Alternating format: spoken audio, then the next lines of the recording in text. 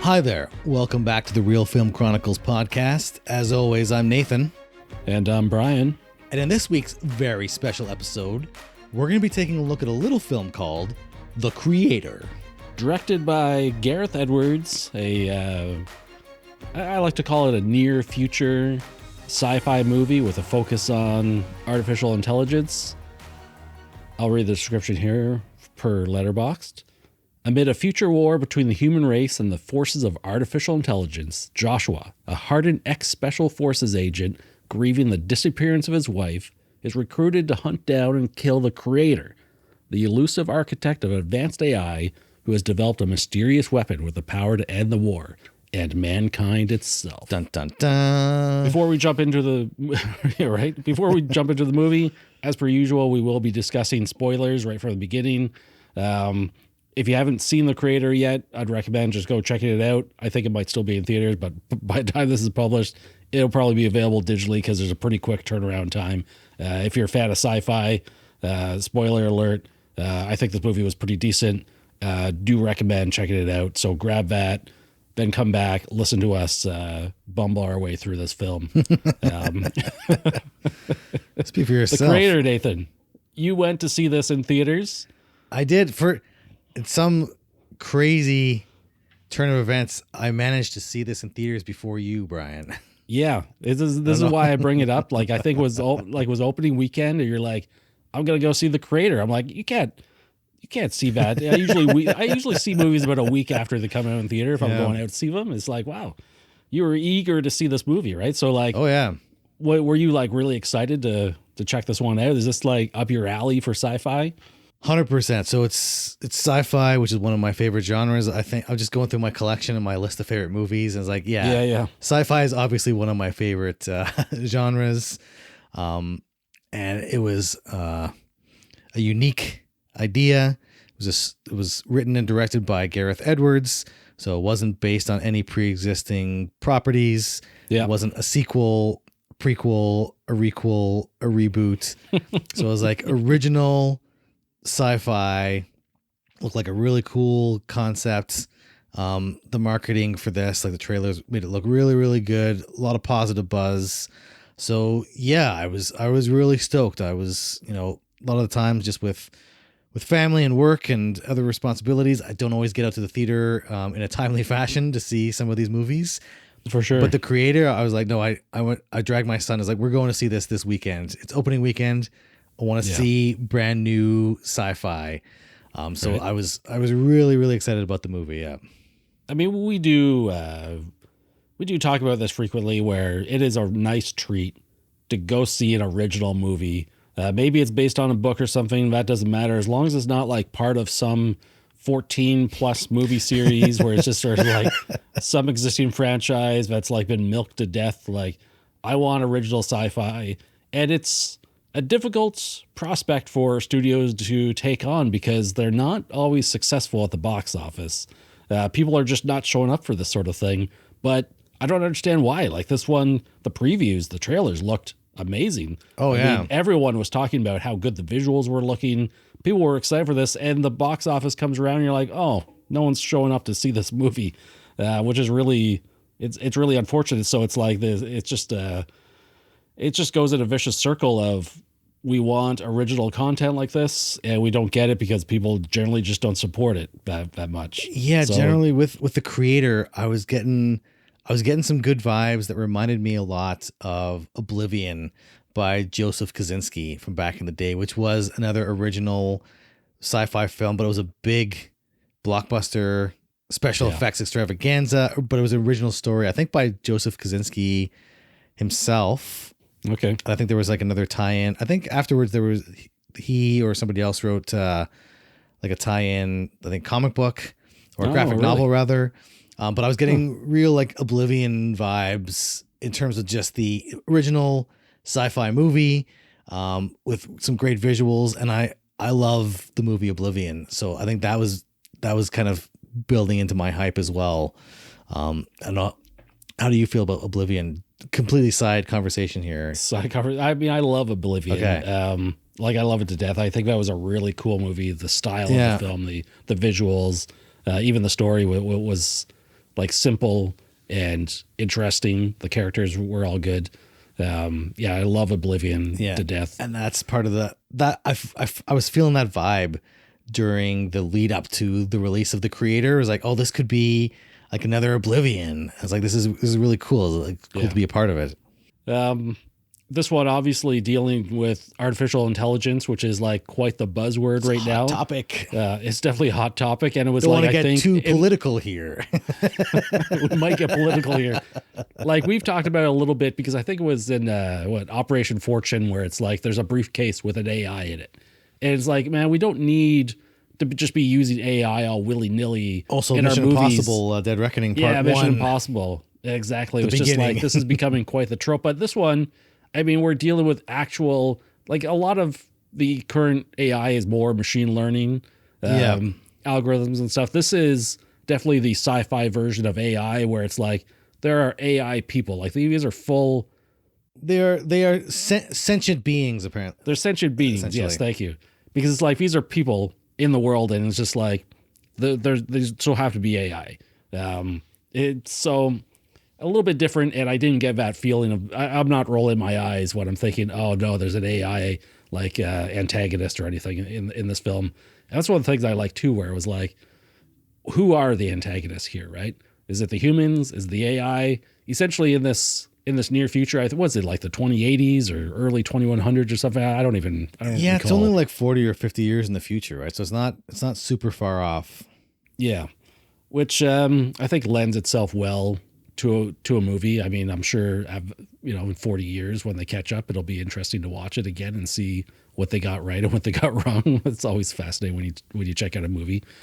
But really, in this world, the AI have dropped an atomic bomb or a nuclear bomb on Los Angeles, I believe.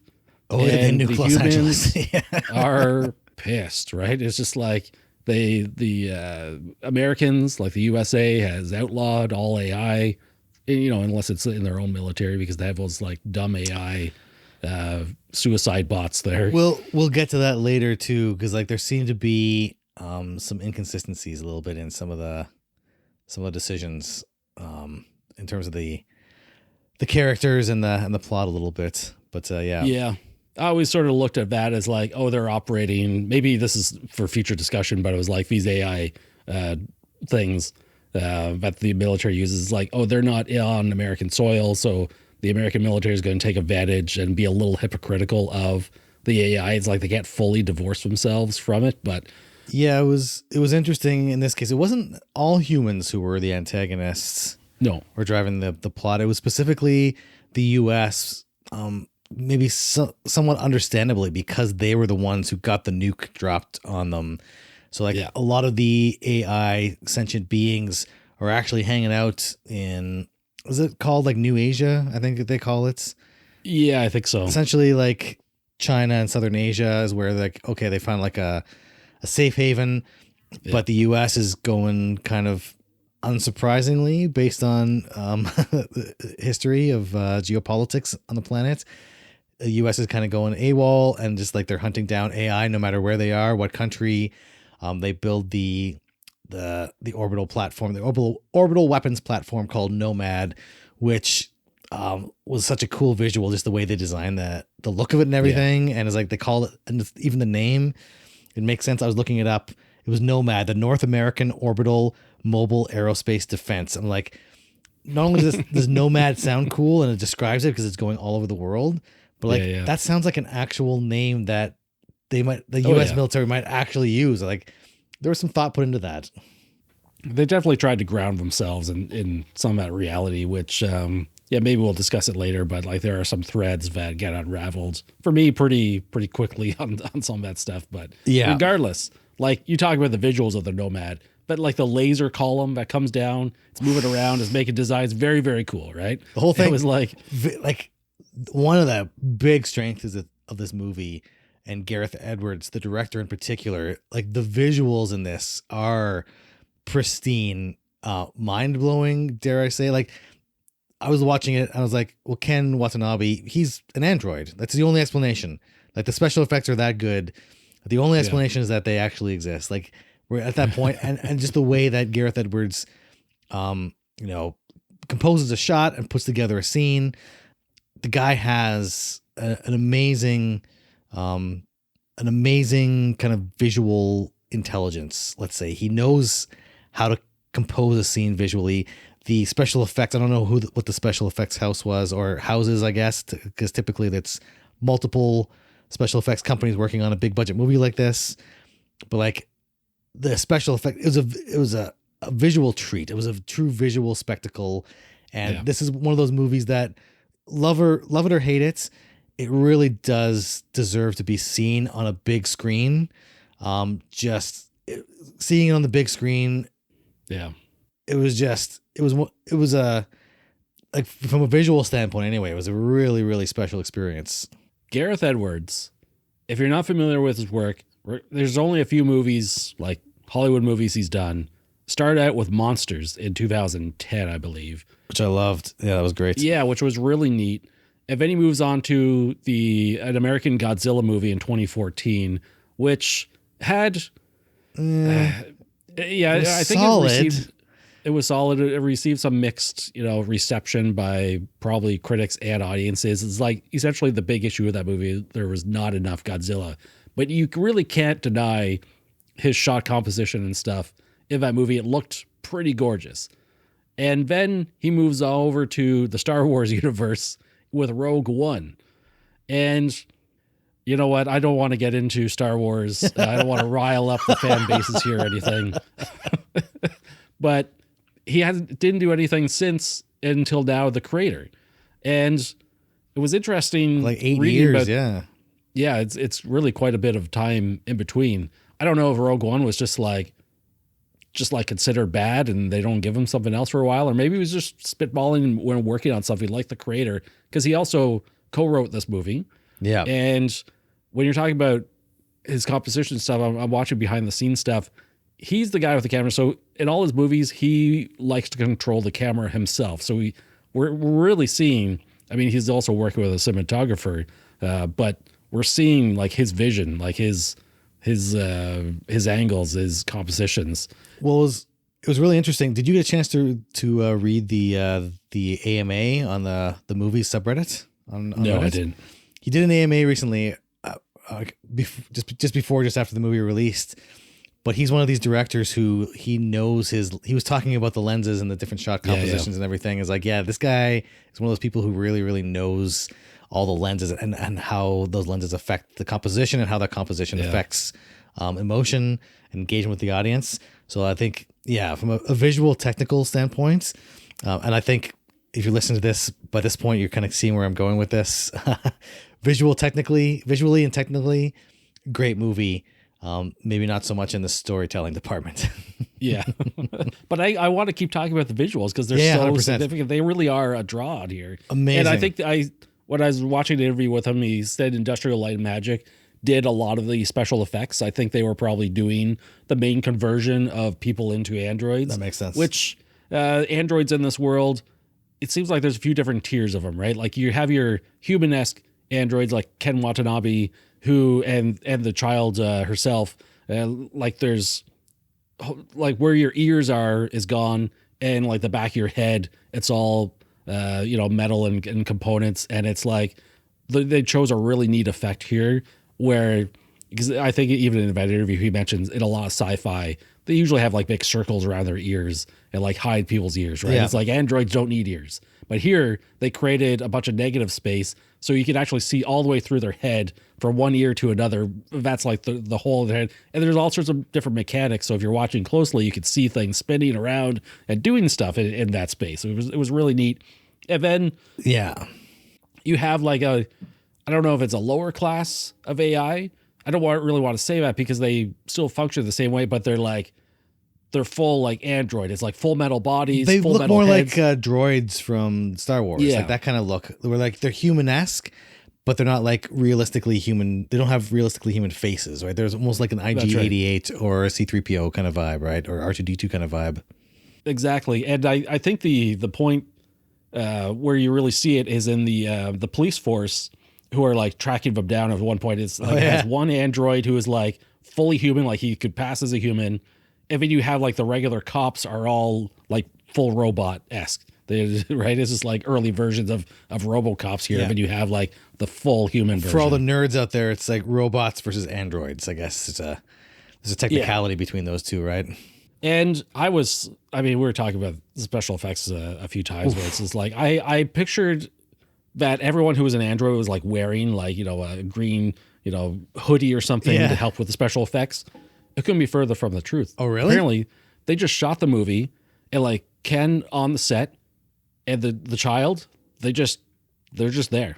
Nothing's on their head. There's no makeup or prosthetics or anything. Nothing at all. It's just I think that was all post-production.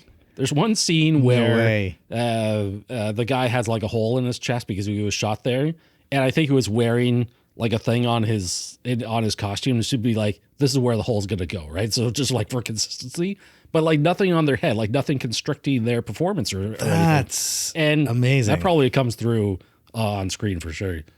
I thought for sure they were in like a on set behind the scenes would have been like the green hood or something, so they can just replace the entire back half of their head, or maybe some like prosthetics to give them like to give the CG people some reference or something. Right. But like to have that all as completely CG, and like especially like with the main androids where you can see through their head and you can see the background behind them, like that's like there's an incredible amount of work and artistry involved in creating that, and it just the skill level and it pays off technology on a giant screen in a theater. It looked flawless, completely flawless. It was amazing. It really did. Like you would believe that there are androids walking around like that. Yeah. And this, like you said, like the skill and the technology in performing those effects is advanced so far. And it's like there's some good talent out there. And what was also interesting, in some of the wider shots in this behind the scenes thing, you see there's the whole bridge scene, right? Where they're sort of fighting these forces, and it's like every single robot person in the movie is just a person acting as they would in the movie. So they actually chose like on a long shot of like 50 people running across the bridge, they would just sort of choose in post-production, be like, that person's going to be a robot. It's just like, we'll convert that person to a robot. It's like they weren't in any sort of suit. They were just like in their costume, and then they convert from the robots afterwards. That's amazing. Like the technology is advanced to that point where they don't even have to like have people wearing like the green spandex or like the crazy track suits with like all the markers on them anymore. Like, I think the only suit I saw, it was the that Arby robot, like the suicide bomber thing. Yeah, that was just like a dude in a black suit with like a rod coming out of the top of his head to sort of like say like this is like the edge of the robot, like the eyeline or something. Yeah. It was pretty wild, but essentially this movie also looks gorgeous, not only because of special effects, because they filmed everything on location all over the world. And I think that was a huge point for the movie where it's like, oh yeah, like Gareth Edwards, he knows where things are going to look good. Like they're using the sky, they're using the brightness like they're capturing everything in camera to make it look good on screen where it shows. Yeah. This is probably a poor comparison, but like Terrence Malick films, he's always shooting them at like dusk or dawn because of the colors and like as a certain look. It's like Twilight Hour, baby. Gareth Edwards Magic is going Hour. out making a sci-fi Magic Hour. Exactly. He's making a sci-fi movie, not in Magic Hour, but he's going out of his way to film at the right spots at the right time to get the right lighting and stuff. Giant sweeping panoramic views of just some beautiful landscape shots. It's like, it goes a long way when you have everything as grounded as much as possible. And then, I think that probably helps too, to make sure that, comparing it specifically to a recent release. I hate to pick on the MCU again, but they keep asking for it. But they do. Ant-Man, Quantumania, we're just like, you can tell that they're in front of a green screen, which isn't bad in and of itself. But the problem is that in order to make sure that you can put the actors against any background, the lighting has to be so flat. Yeah. Right. Where you look at the lighting for some of these shots that they're capturing for not Oblivion, the creator. And it's like, you can tell, it's like they're actually lighting things in screen. Like they're capturing these amazing shots on camera, on quote unquote film. So that when it gives a huge reference, like it gives a reference to like when you have to put the CG elements in there, you're matching that to an actual lighting, and it feels like everything is flowing better together, and it fits. It's all on screen happening, as opposed to that kind of really flat looking, CG green screen background where everything has to be lit so flat, because sometimes a lot of times, like, it's the fix it in post mentality, right? A lot of movies, it's like, oh, we don't know what the background's going to look like now, so we'll just film them, make sure the lighting's flat, so that whatever background we put in there, we can just plop them in front of, the Eiffel Tower or whatever the hell it is. And people notice it. Like, people, when you go watch a movie, you're like, I subconsciously know I just watched a green screen film, or you expect everything to be green screen. And even here, I come out of the movie, you'd be like, some of those sweeping shots, like where they're escaping, they're going over the water and they're bypassing these rich green mountains, trees everywhere, and be like, a part of me is thinking, oh, that was just probably some fully CGI shot. And it's like, no, there's no CGI in there except like the future helicopter that they just comped in after the fact. And they're so good at doing that stuff that it looks seamless now. And you're taking advantage of Earth's natural beauty to put on screen, which is really what we want. We want to see amazing things, and you can put amazing things on screen. And it's like these movies, I mean, the original Star Wars, they went to some exotic locations to film some of their stuff, and it looks good. Yeah. And now it's all been like pretty much completely replaced with CGI stand-ins for those environments. And it's like, oh man, more of this stuff from the creator, please.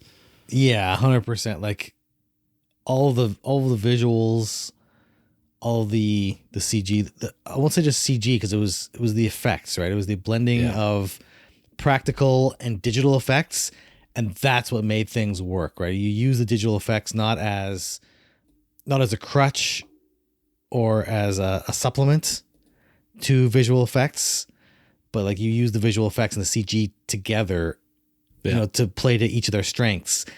I think, Gareth Edwards, he co-wrote the story, he directed this. It was a passion project of his. You can tell the folks at ILM, like this was, you can see that passion on screen for sure in a movie like this. Without a doubt. How was the overall story and stuff? I mean, if we move on here, it was just like, how did that hit you?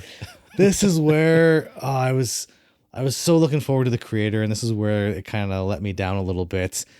And I think I say this with all love to Gareth Edwards. I think he's a really, really strong director, but maybe his strength is not as a writer. And I'm not saying that to be snarky or malicious, but it really feels like there's a really solid structure there, and there's some really cool ideas that really could have been explored in depth. And I just couldn't help but think, like, what if, a Denis Villeneuve or a Chris Nolan had taken that and kind of rewritten it or reshaped that. Not that I want Chris Nolan and Denis Villeneuve to direct everything, but I'm talking about that sensibility where they're really diving into the themes. If Gareth Edwards, I think, had gotten a script writer or professional writer to go through, not that he's not professional, that's kind of a dick thing to say, but like another writer just to go through and do another pass, it felt like this could have been, like, the creator could have been the kind of sci-fi epic that I think I was hoping for. I think a lot of people were hoping for. I think it was like one or two script passes away from being that sci-fi epic. There were so many cool ideas, cool character threads that just fell flat or got lost, or just ideas that they introduced and didn't really explore properly. Mm-hmm. Like there was the whole, for example, you mentioned the dropping of the nuke on LA. I was like, it was like the AI, it was like a Skynet situation. We're like, the AI gained sentience and we're going to attack the humans before they can attack us.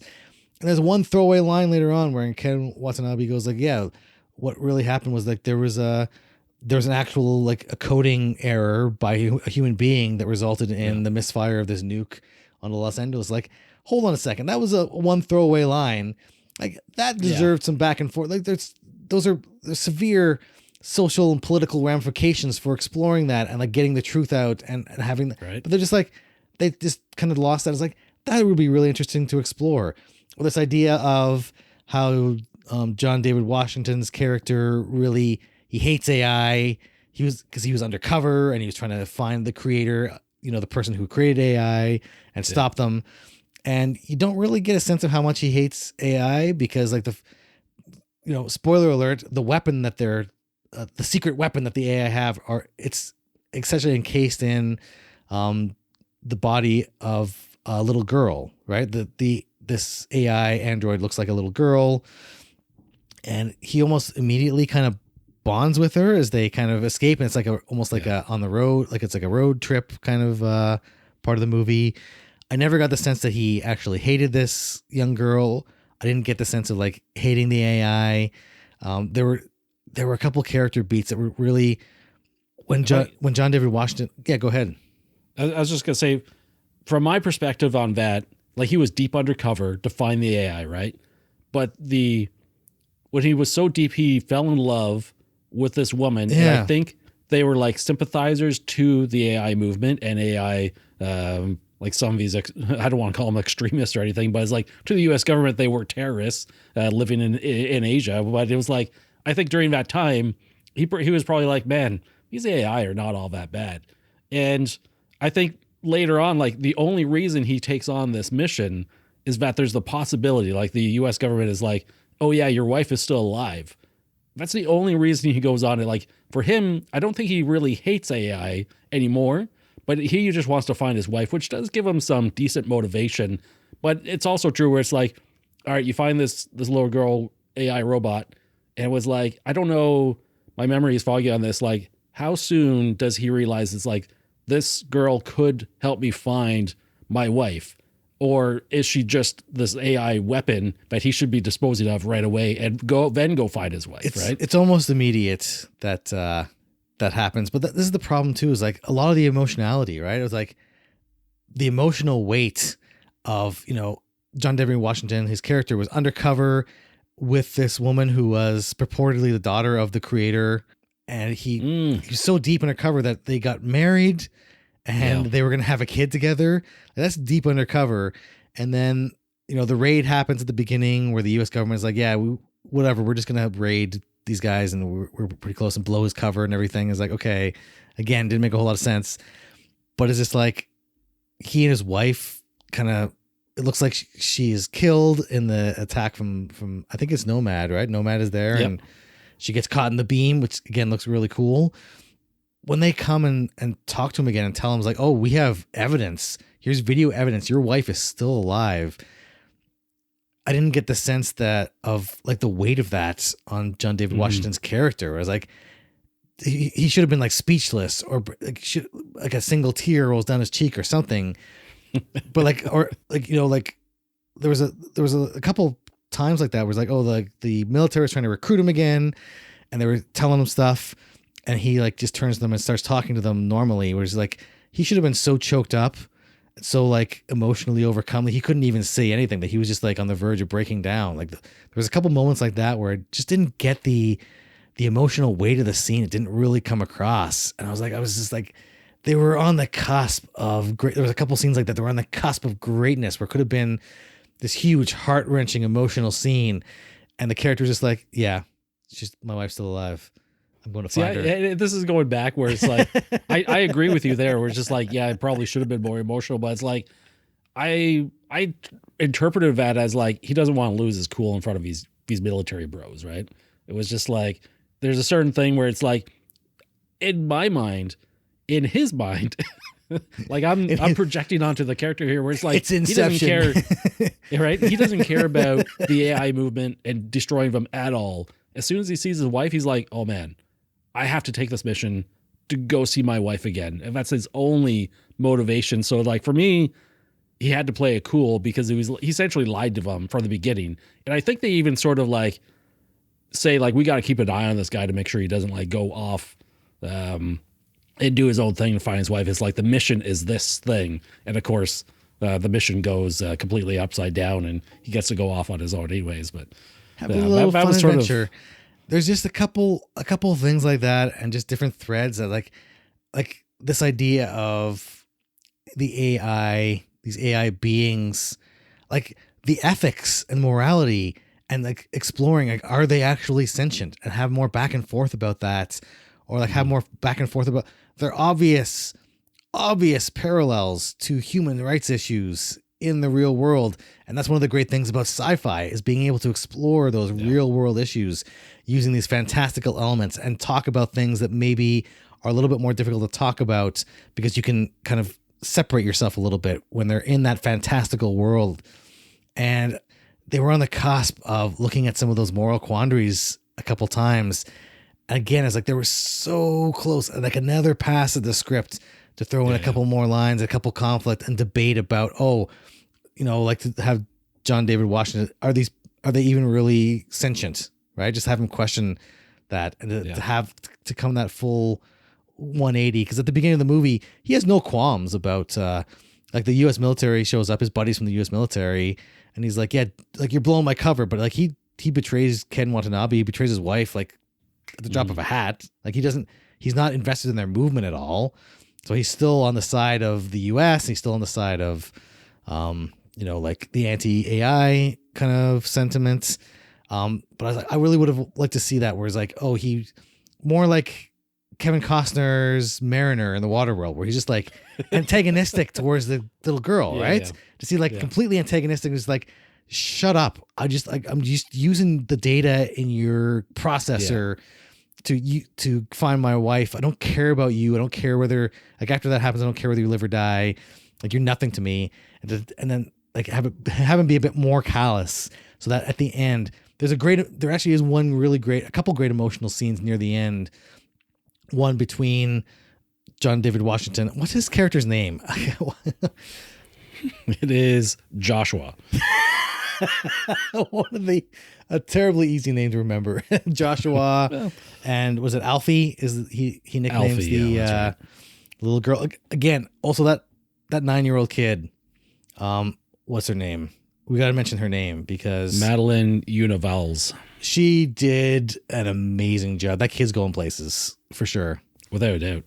But anyway, at the end, there's this really emotional scene between the two of them where she's getting sent off the Nomad. They're blowing up the Nomad, and she's getting sent off in an escape pod, and he has to stay behind because of circumstances. And they're saying their goodbyes through the glass. I was like, this is pretty emotional and pretty affecting, but it would have been such a bigger payoff if Joshua had been a much bigger dick earlier on in the movie. Yeah, and just been like, show more of an arc. Just show more like, I hate the AI. Like because of this conflict, show them like, I hate the AIs. And I hate the U.S. government. I hate you all the same because you killed my wife. It was a result of all of you. The AIs, like, or make him like an AI racist, where it's like, you guys aren't real people, right? You don't have true sentience. You're just like a bucket of bolts. And have him like go from that to come around and be like, no, I'm fighting for the resistance, and like begrudgingly fight for the resistance. But then it's like, he sees like the brutality, and he sees, the humanistic behaviors, the sentient behaviors of like the AI beings mourning their dead, and they have rituals and they have culture. They have all these external markings. There's something internal going on, and to have him have that slow turnaround, it kind of makes sense. And like the quote unquote brothership between him, or the brotherhood between him and Ken Watanabe, like that would have been a cool to play up. Whereas at the first is like they meet each other again and they're kind of antagonistic, but it would have been cool to see like more antagonism. So by the end, when they're fighting back to back, rebels fighting against the evil empire, it's like there's more emotional weight. And it's like, that's the thing. It's like, it was so close to greatness. One or two more passes on the script, it would have been an epic that we would have been talking about for years to come. Yeah, no, without a doubt. It's like at that runtime, it's 134 minutes. It's just, that's over 2 hours. It seems like they probably would have had time to expand and explore some of those themes and maybe refine those characters. I totally agree. Or how about the tech that allows you to bring people back from the dead, their conscience back from the dead for a couple minutes after they die? That was pretty scary. That was kind of ghoulish. There was some pretty stuff like there was some pretty crazy, like moral, ethical, social, existential ramifications from that technology that were not explored in the least. That's what I'm talking about. Really cool ideas. Yeah. But it's like, if you're going to introduce something like that, you have to. This is one of those movies where it was obviously meant to be this thoughtful, emotional sci-fi piece. And if that's the genre you're working in, if you're going to introduce something like that where you can talk to someone after they're dead, I know they use it at the end where like he's reunited with his wife. It's like, okay, yeah, that's there's a good emotional beat. There's a little bit of a payoff there, but like there's so much more that they should have and could have done. Or like with his buddy, when he goes to see his buddy, and his buddy ends up, he's like hooked up. He's in a romantic relationship with an AI, and it's not explored. He's almost immediately killed off. But it's like, there are crazy ramifications for that between a human being and a non-human being, a synthetic being involved in a physical, emotional, romantic relationship. Like that deserves a little bit more of the screen time than just maybe random things blowing up. I don't know. I think there could have been a bit more balance. Yeah, no, I don't disagree. It's like that. I think the movie tried to stay focused while taking its time to sort of like take in the beautiful scenery and some of the visuals, but which are beautiful. It can be kind of nice to be teased at a bigger world than what you're getting. Whereas it's like, this is a slice of a reality. And I'll reference Blade Runner here because this movie does have Blade Runner inspirations. 100%. Not only in like some of the themes going on, but in how the movie looks, like visually and some of the effects they did. But like Blade Runner, it doesn't go all in on some themes where it's like you're getting a slice and it's like you're in this one city. But here, like it's not a slice. It's a huge thing. We're traveling all over the world, and they go so far as to like reach the Nomad that is launching nukes all over the world. And it was like, it all of a sudden becomes like too big for the story of this guy trying to reunite with his wife, right? Well, it's like, they almost like try to do too much. Yeah. And I maybe get a little lost because of that, because they have to spend a lot of time, probably like a good half hour, like reaching that Nomad and like sabotaging it and doing all that stuff for that climax that they probably could have ended the movie a little bit earlier, where he just gets to reunite with his wife and he has to make a decision. And it's like, oh, I can grab like this, like her soul out of her body, like they did earlier in the movie. You talked about that dead soldier, and it's just like, do I do that, or do I just let her be in peace? Because she's hooked up to a machine that's keeping her alive, and the AI is incapable of pulling the plug on her, and he has to make that decision. But he kind of gets it both ways, where he gets, her soul out and implanted into another body, and gets that brief reunited with his wife. This is the thing. Now that you mention it, it does remind me of Blade Runner 2049, the original Blade Runner, but specifically Blade Runner 2049, because it was another recent movie that dealt with obviously synthetic beings, and it dealt with some of these same themes, but it delved a little bit more deeply into some of the themes while teasing at a much larger world, where like this movie could have done the same thing, and it was so close to doing some of those things. Like if they had delved more into the ethics of, kind of AI human conflict, then I wouldn't have paid as much attention to the brainwave scanner that you could talk to dead people for a certain time afterwards. Like, yeah, it's just like a neat little thing. But because I think they didn't really go into depth with, or a whole lot of depth with any of those main ideas, I think I was kind of it was more obvious. I was looking for something to sink my teeth into. And just like you look at, Blade Runner 2049, and Ryan Gosling's character there was a K, I think. And the whole idea is like, oh, he had these memories. Like, oh, you think he's the one and he's like the chosen one. It's like, no. The real kid is the actual one who's implanting these ideas in other people. And it's like that earth-shattering thing was like, oh, is my mind even my own? Can I trust my own memories?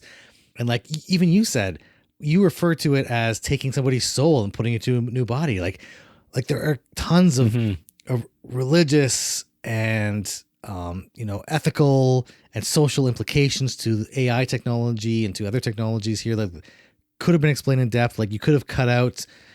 There was the whole scene with where they kind of hijacked the car with the family, and there was the other kids in there. It's like that would have been cool if it showed there's some bond going on between everybody. But it was just like that whole segment just seemed like a way to kind of kill time.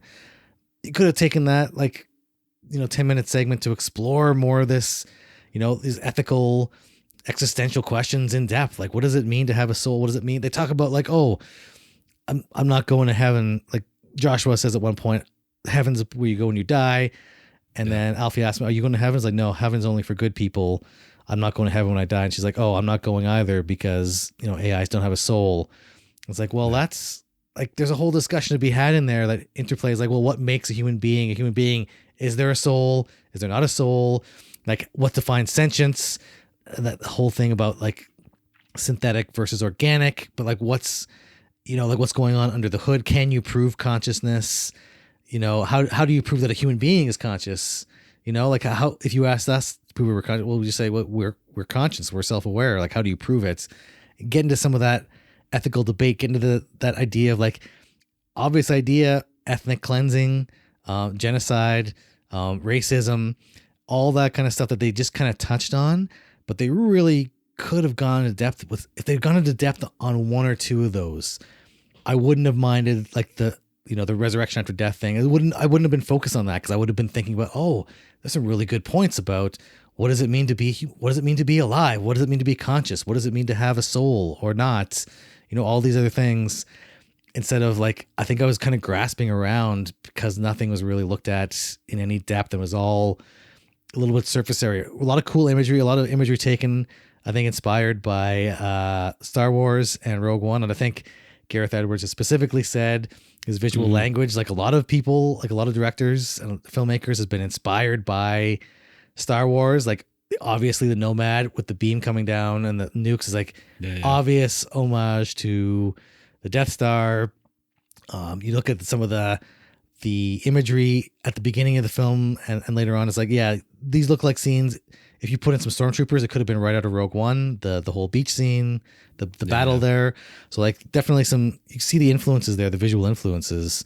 But there just wasn't like, I was so not completely disappointed, but I was so frustrated with the movie where it's like, this had so much going on. Even the geopolitics of like the US has this orbital platform that's just going all over the world and just over sovereign nations, bombing sovereign nations. Like there were massive political ramifications that they should have been exploring. Like, why wasn't China launching nukes at this thing? Well, I wanted to talk about that because that was one of the first things I thought when I left the movie. It was like, how is the U.S. government and military allowed to just travel all over the world in this flying fortress, launching nukes on random countries and stuff? Like, they didn't really establish that, like, the New Asia wasn't like a united people or anything. It wasn't like a bunch of like rogue nation states. It's like, this is a government that has big structure. They had checkpoints and they had all this stuff. They had no problem crossing through checkpoints when at the beginning of the movie, when they're doing the mission, they're like, we're 200 kilometers away from any outpost that's like friendly, but they have no problem traversing wherever they are and do whatever they need to do. And they just show up and launch these nukes at people. It was like I understand the US would be big and scary, but like, surely the rest of the world is like, you can't just fly around with this fortress. And the other part of it was like, all right, we're talking about the U.S. here. They're not going to build one Nomad. I know they said it took them 10 years to make it. Why build one when you can build two at twice the price? It was my exact thought. Contact is the reference here where they're building the time travel machine. Yes. Or sorry, not the time. They're building the alien machine. Yep. And, terrorists blow it up. And it's like, oh yeah, an eccentric billionaire has created another one, a second one. It's like, why wouldn't you? And it's like, what? You can't tell me that the U.S. doesn't have a fleet of these things over 10 years time when they're in a war. It's like, that doesn't like line up with our current climate a bit. I think they tried to explain it away that it was trillions of dollars to build the sheer resources. They could only build one, but it's like, you look at the military spending of the U.S. currently, you're going to tell me they're only going to build one orbital death platform? They're going to build multiple Death Stars for sure. Like, there's no question. But I didn't really want to like start. There's a lot of like nitpicky stuff about the movie that it's like, there's the one checkpoint where they're going through is literally a car full of kids and they just open fire on this car. Like it's like a border crossing and be like, I don't know if that would actually happen. Like the power goes out and they just open fire on the car. It's like, oh, these guys must be it. Start firing at them. It's like, wow. And then when that other cop, who's like the android cop, is on the case, and when he goes and finally finds the girl, and like she's upstairs in the apartment with the dude's android girlfriend, and he gives her like the takeout food, but there's a bomb in it. But it's like they were trying to take the kid alive What happens if she was standing right next to the kid when this bomb went off? It's like a couple things like that was like, your tactics don't make a whole lot of sense, brah. I don't know how much of that is nitpicking the movie, but there are some inconsistencies there because honestly, I feel like the big takeaway from the film is like, it was pretty cool and there's some incredible visuals going on here. Yeah. And I think this is maybe some final thoughts spoiler for me here, where it's like, I want to see this movie in a year or two from now. Yeah. On like beautiful 4K UHD. And I hope this movie grows on me more and I can look past some of the stuff I picked up on initially. I hope so. It's just like, oh, maybe it'll get better over time. And I hope I don't go revisit it and think, oh man, that was garbage. But like right now, I really enjoyed going out to see this movie. And, you know, for the most part, it was positive, but there are some negatives that prevent it from reaching, you know, a 5-star status type of thing. Maybe the problem was I wanted to like it so much. Well, your expectations just go through the roof. Maybe right? the flaws were just a little bit like, maybe I was just, they stood out a bit more than they normally would have. But I think looking back at Gareth Edwards' last film, Rogue One, again, diving into the Star Wars thing, I don't want to get too entrenched in this, but like the visuals in that film, again, amazing. But the overall story, and in terms of like the character motivations and, you know, the story beats and there are inconsistencies there. And again, it's like Gareth Edwards seems to be really strong at doing the directing parts, but the actual story, like writing the story and writing the scripts, I don't think that's his strength. Like I think he needs, I don't know, what would be the analogy? Maybe, I know Chris Nolan often gets Jonathan Nolan to write for him, but he needs a strong script writing partner to really take that story and the characters to the next level. And then I think he'll have a winning combination. That's the thing, is like Gareth Edwards, I think, is what I would consider like, he's a journeyman director. In my mind, he's like a Ron Howard. Like Ron Howard is not like an auteur director. He's not, and that's not a bad thing, right? Auteur directors are somebody like Martin Scorsese, Chris Nolan. They have a very specific vision, and they have like the storytelling, gravitas, and the talent in terms of writing, in terms of directing. But then there are other people who are really, really good directors, right? You can give Ron Howard, he can take a script, you can give him a script, he'll direct the heck out of that script. But to get Ron Howard to actually like write and tell a story, that's not his strength. And I think the same thing with Gareth Edwards. You give Gareth Edwards a script, he's going to direct the heck out of that movie. He's going to make it look and sound amazing. But in terms of the actual writing, I don't think Gareth Edwards is like an auteur director. It's not a bad thing, right? I'm not saying it's a bad thing, but like as a journeyman director, I mean, you got to know your strengths, right? And this is the thing. It's like, it's so frustrating because like I remember seeing Monsters back in the day, and that was such a cool idea. It was really neat. It worked as like an independent film or a smaller budget film. But these big budget films, like, oh, he's just like, in my mind, for me personally, although others out there think Rogue One is the best Star Wars movie, and that's a matter of opinion. But for me, it's just Gareth Edwards is like, oh, he's frustratingly close to being like one of the great sci-fi directors of our time. It's like he just needs some help with the scripts. And for what it's worth, in terms of writing credits on these movies, Gareth Edwards has co-written The Creator, and he's written Monsters. He did not have a writing credit on Rogue One or Godzilla. But on Rogue One is Christopher Weitz, who also had a part of writing the Twilight Saga, New Moon, Cinderella, that old movie Ants, The Golden Compass. And so I could see they probably developed a relationship on Rogue One. And then because Chris Weitz also co-wrote The Creator with Gareth here. So Gareth Edwards needs a story editor, a writer. He also needs a good one though. Like in all fairness or a more effective one. Like I think those other movies you listed are fine movies. I haven't seen all the Twilight movies. I don't know if I've seen that one in depth or in its entirety. But I mean, honestly, like, yeah, just, it's frustratingly close to greatness. And like, this is the thing is like, people should go see this movie, even though I'm kind of, I wouldn't say, I don't know, lukewarm. I think we'll go into our ratings in a second. I really like the movie, but I was like, oh, this could have been on par. It could have been like a modern sci-fi classic, like I think Blade Runner 2049 is going to turn out to be, right? It was so close to that. It's got the visuals, it's got the world building, and it's just us. The story and characters just lacking a little bit of punch. Oh, it's so close. All right, we've gone on. I feel like with our overall thoughts on the movie there. Let's get the ratings. We rank everything, or we rate everything on a 5-star scale. There's a special bonus that correlates with the letterbox system that we're present on. So what is your 5-star out of 5-star rating for The Creator? Yeah, I wound up giving The Creator 3.5 out of 5, which is about, okay. I guess if you look mathematically, that's what, 70%. Yeah. Which it's not a terrible grade. Like, I really like the movie. It's better. It's not an average movie. There's a lot of cool stuff in there, a lot of great ideas. Like we talked about, amazing visuals. I just think it fell a little bit of short. Like, I don't know if it's ever going to be like a 4 or 5-star film for me. And it's like, it's so disappointing. I don't know, not necessarily because of the movie, maybe because of my expectations. I was expecting maybe another Oblivion or another Blade Runner 2049, and maybe watching it again once it comes out on home video or streaming, I'll get a chance to dive back in, and maybe I'll appreciate it more.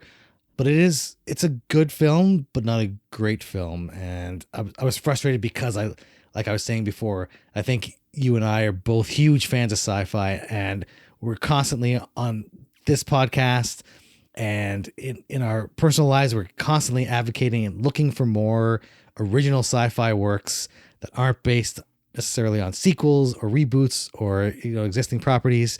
And to have one come out, I guess I was expecting The Moon, but I think it's still super important to support this movie. Go out and see it, buy it, rent it on streaming, whatever it is, because that's how we're going to get more of these. And this one is okay and it's good. The next one might be amazing, right? For like, by having this be a box office success, giving The Creator those legs, it's going to empower or incentivize studios to invest in the next Blade Runner 2049, essentially. Yeah, for sure. Brian, how about you? Yeah, I also landed at 3.5. There we go. I kind of thought I thought you were going to come in around 3 stars on that one, but we're both at 3.5. I mean, the expectations, yeah, maybe on future viewings, those will be a little mitigated, but they definitely play a huge thing. And I remember, we'll tell you about Oblivion again. I feel like that movie came out of nowhere. Like, you're like, Yeah. Okay, a Tom Cruise movie, sci-fi. It looks like some neat visuals. Let's go see it. And then you see it and you're like, man, that movie was not hyped up at all, I didn't think. And it just blew me away. But being able to revisit that movie, it's like, oh, it there's more to it. Like, it still lives up to that first viewing, where here I'm hoping that it gets better over time. Yeah. But I'm still going to rewatch it many times just for those visuals. And I mean, some of the performances are great here. There's a lot of good stuff. And I think we've sort of talked about a lot of the goodness at the beginning. We've talked about some of the bad stuff that prevents it from reaching that 4-star tier. And we'll see in the future. But we got to talk about also how this movie's been received around the web. We talk about 3 different sites: Rotten Tomatoes, IMDb, and Letterboxd. Play along at home. Try and guess the Rotten Tomatoes critic rating on this. And as a reminder, they're their percent scale, 0 to 100. What do you think the critics landed on with Rotten Tomatoes? I'm going to guess 78. Pretty close. We're at 67%, which You is... know what? That was going to be my first guess, and I kept bumping it up in my mind. Yeah. I can't prove this, of course, but I was thinking, for some reason I saw like 67. I was like, no, it can't be that low. 72. And I was like, no, it can't be that low. It's got to be 78. Still a fresh movie. You know, when that Blu-ray comes out, it's going to have that little sticker on the front, that fresh tomato. What do you think the audience score gave that on Rotten Tomatoes? Audience, I'm gonna think the audience went higher to like 75. Very, very close. It's 77%. 77, okay. Recording here, which I probably would have guessed a lot lower because the box office did not do so well. But I think everyone who went out to see this wanted to see a sci-fi movie like this. Yeah, exactly. And so they're pretty pleased with it, but general audiences just weren't going out. Just a reminder, like from Wikipedia, I think it's well known the budget is $80 million. And that $80 million goes a long way on screen here. It looks amazing. The box office, it says it's made $79.1 million at the box office. I don't know if that's worldwide or not, but it's generally considered, I think, a bit of a bomb. That can't be right. Yeah, which is not. That's not like its right. opening weekend was like maybe $8-9 million. In man. North America. It was like not great. So IMDb, they use a 10-point scale. What do you think the IMDb average rating on this for its users? Let's go 6.7. Very, very close. It's 7.1. 7.1. Okay. And the Letterboxd, our platform of choice, maybe? Like when you go look at a movie, do you look at the Letterboxd rating before checking it out? Not before, no. No? I'll sometimes check afterwards, but I'm going to guess. I haven't checked in this case. I'm going to guess it's going to be sitting around a 3 somewhere. Yeah, 3.4. Okay. Which is pretty much where we land. So we seem to be in the consensus of the mass. We've got our finger here. On the pulse, baby. Right. Sometimes we're a little off. We know what's up. We know what audiences want. Yes, exactly. And I got to shout out that Monsters movie again. I apparently only gave it 3 stars, but it's probably been a decade since I've seen it. That movie was really neat. I was watching behind the scenes stuff. They on YouTube, there's a couple of good videos, and they talked about. They didn't talk about it. There was an interview with Gareth Edwards on how he filmed Monsters, and you could literally transplant that into how he filmed The Creator, because everything was on location. He's filming it like handheld with his camera, like he's controlling the camera, and they add everything in post afterwards. Now, Monsters had a very small budget. Yeah. You don't see a lot of monsters in it, but it's like it's a pretty neat little piece of film. I still have my DVD copy from back in the day. That was one of those. I remember watching Monsters for the first time. I was like, oh, it's one of those kind of really cool little finds, right? Kind of thing you tell your friends about. It's like, oh, this is a cool little movie I've just seen. It's like Equilibrium or Memento back in the day. Oh my God! I just drank some water. It went down the wrong pipe, and I think I'm done for the episode of that. Yeah.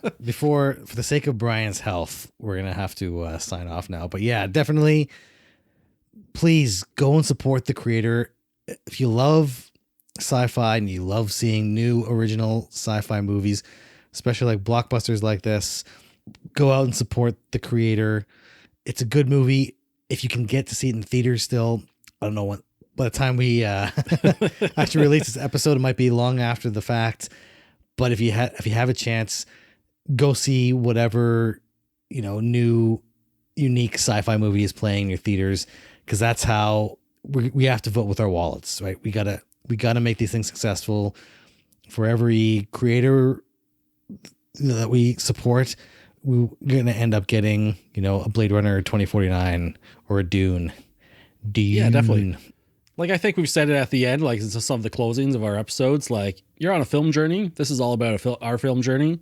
You're on yours. Expand your horizons. Go to the theater. Support your local theater. Yep. Support some of these independent, smaller films. I say that with an asterisk on it, because an $80 million studio film is not really that indie, but like it feels like it in this climate of Marvel, definitely Disney, DC, the superhero stuff. Gareth Edwards, he definitely feels like he's like the creator feels like it's the Rebel Alliance versus like the Empire of Star Wars and the MCU. So definitely, check out the creator when you get a chance. Check out Gareth Edwards' work in general. He's got an amazing talent for the visual aspects of storytelling. You look at the creator and you look at Monsters.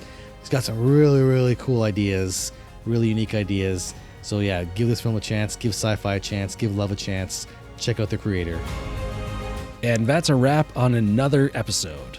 As always, we appreciate you hanging out with us today and taking the time to listen to our podcast. We have a lot of fun putting these together and hope that you get some enjoyment out of them as well.